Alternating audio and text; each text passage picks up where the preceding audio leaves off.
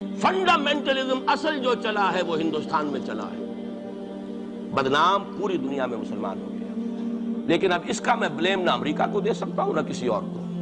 یہ تو اے باد صبا ہی ہم آوردہ دوست، یہ ہمارا اپنا کیا دھرا ہے۔ میں آپ کو ایک حوالے سے بتا دینا چاہتا ہوں، ہمارے ہاں علامہ مشرقی اٹھے، چپ راس چپ چپ راس چپ اور بیل چاپ پورے ہندوستان کو دہلا دیا، دہل گئی زمین ہندوستان کی، راس کماری سے لے کے درہ خیبر تک، اور بڑے بڑے نوٹیبلز۔ یہ تحریک اتنی عظیم تھی، اتنی آرگنائز تھی۔ آپ کو معلوم ہے یہ تالپور برادران جو ہیں، دونوں بھائی جو تھے، یہ خاکسار تھے، بڑے بڑے لوگ، سندھ میں، فرنٹیئر میں، پنجاب میں، ہر جگہ پر، اور ایسی زبردست آرگنائزیشن، بالکل ملٹری والی، ان کے سارے قواعد ملٹری کے۔ لیکن ہوا کیا؟ آر ایس ایس 1925 میں قائم ہوئی ہے، اسی کے رد عمل میں۔ ہندو سویا ہوا تھا، انہوں نے دیکھا یہ مسئلہ اٹھ گیا ہے، اور اتنا زبردست اٹھ گیا ہے، اس زور شور کے ساتھ اٹھ گیا ہے، اس کی چپ راس جو ہے وہ زمین جو ہے لرز رہی ہے، اس سے تو اٹھنا پڑے گا نا۔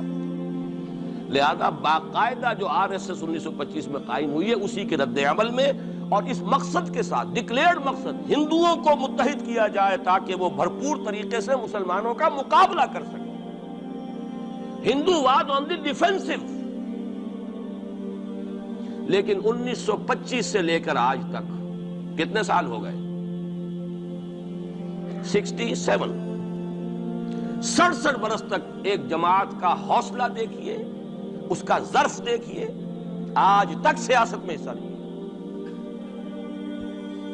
پاور پالیٹکس سے کوئی تعلق۔ 67 لانگ ایئرز۔ اتنی فالوئنگ ہے کہ ویسٹ میں تو اتنی موٹی موٹی کتابیں چھپی، شکاگو یونیورسٹی سے اتنی موٹی کتاب تھی، برادرہڈ ان سیفرن، آر ایس ایس کے اوپر ڈاکومنٹ۔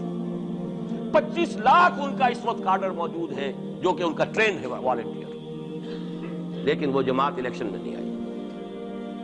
کچھ اپنے اثر تحت کچھ اور لوگوں کو لڑو، اور آپ نے نام بھی نہیں سنا ہوگا، اس کے 3 امیر یا گرو جو ہیں گزر چکے ہیں، تیسرا ہے اس وقت۔ پہلا ڈاکٹر بالی رام ہیجواڑ، کسی نے نام سنا آج تک؟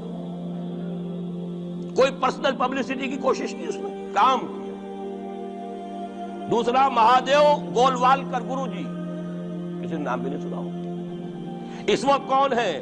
بالا صاحب دیورس۔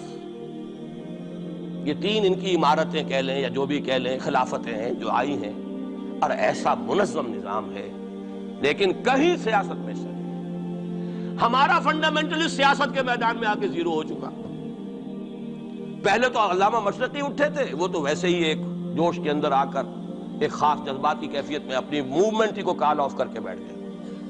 10 لاکھ آدمی، غالباً 10 لاکھ کی فکر تھی، 10 لاکھ یا 1 لاکھ جتنے بھی تھے، میں فکر کے بارے میں نہیں کہہ سکتا، دلی میں جمع نہیں ہوں گے تو میں پارٹی کو ڈسبینڈ کر دوں۔ وہ چند افراد کی کمی رہ گئی تھی اس فکر سے، تو اسی غصے میں آ کر پارٹی ڈسبینڈ، ختم۔ اب وہ خاکسار ہمارے ہاں تو رہ گئے، کبھی کسی خاص سیریمنی کے موقع پر کچھ سلامی دینے کے لیے چپراس کرتے آ جاتے ہیں بیچارے، وہ ان کے تو کوئی نام و نشان بس اسمانی میں ہے کہیں، اللہ اللہ خیر۔ اصل فنڈامنٹلسٹ آرگنائزیشن جماعت اسلامی ابھری، لیکن اس نے پاکستان میں آتی پاور پالیٹکس کے اس کے اندر اپنے آپ کو دفن کر کے زیرو کر دیا۔ وہاں یہ معاملہ چل رہا ہے۔ یہ ہے اصل میں جو فرق آپ کو سمجھنا چاہیے۔ یہ 1925، یہ جو دوسری جماعتیں ہیں، وی ایچ پی ہے، وشوا ہندو پریشد، یہ اس کی ایک ذیلی تنظیم ہے، جیسے جماعت اسلامی کی ذیلی تنظیمیں ہیں، اسی طرح کی ذیلی تنظیمیں۔ آر ایس ایس خود کبھی نہیں آئی پالیٹکس میں، اور 2 مرتبہ تاریخ میں اس کو بین کیا جا چکا ہے ہندوستان میں، چونکہ آر ایس ایس کا آدمی تھا جس نے گاندھی کو ایسیسینیٹ کیا تھا 1948 میں، دی پارٹی واز بینڈ۔ اس کے بعد جب اندرا گاندھی کا دور آیا ہے وہ ایمرجنسی کا، اس میں بھی پارٹیز اس نے بین کی تھی، آر ایس ایس بھی بین ہوئی ہے، لیکن ہر مرتبہ پہلے سے زیادہ ابھر کر آئی ہے۔ اور آج یہ سب کے سب وی ایچ پی والے، بی جے پی والے، یہ سب در حقیقت آر ایس ایس کے آدمی،